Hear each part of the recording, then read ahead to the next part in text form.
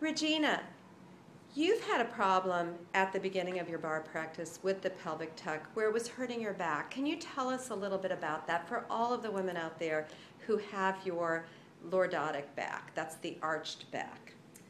I think that the problem really originated because my back is a little extra flexible. With the tuck, I can over tuck. Can you show that to us? Definitely. So as I go forward in the tuck, I can really kind of see how I'm kind of jamming my hips forward. Yes. Most people can't do that. So I was, watching the tuck and thinking that that's what I was supposed to be doing, whereas most people can probably only go to here.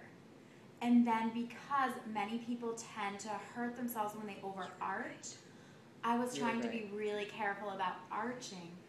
But I actually do have a tiny little arch in my back naturally, and I was trying to be like this all the time, which is actually for me a bit of an over top. And stay there for a moment, Regina, and tell us, in this position, which some people may think is right because of the natural arch, where do you feel tightness? Right through here, I actually in your feel a lower little bit back. of pain Okay. when I stand like this. And from there, let's have you release into the pelvic tuck that is right for your body. That is wonderful.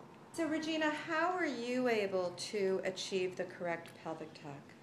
I was able to do it by really focusing on finding the place where I could feel a great release through my back, yet I was still engaging in my abs. So I had to focus on never trying to shove myself forward into what I thought looked like the correct position, but just feeling my abs activating while letting my low back and my sacrum just completely be released. That is wonderful, Regina. And could you tell us if this has changed your Pilates practice at all? It has definitely changed my practice. When I first started, whenever I would lie on my back and do crunches, I thought that I was supposed to be pressing my back into the mat so it was flat. But for me, that's unnatural and actually causes pain. So what I started doing is allowing myself to have that space between myself and the mat, and it just feels so much better. My back feels so much more comfortable when I do that.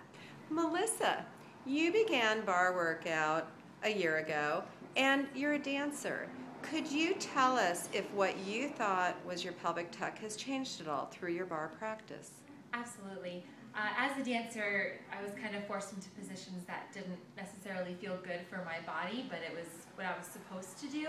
So having my turnout almost being forced at times and my pelvis really tucked under. Could you show us the pelvic tuck from Absolutely. profile? So I would have a really large first position and then I would have to tuck here. So it would just really hurt my back, my hips, and it would really be in my joints a lot of the times. So when I first came to bar, that's where I thought I had to be. And once I realized I didn't, it felt so much better on my back and in my joints, and I was able to really release in my lower back so that I wouldn't feel any pain.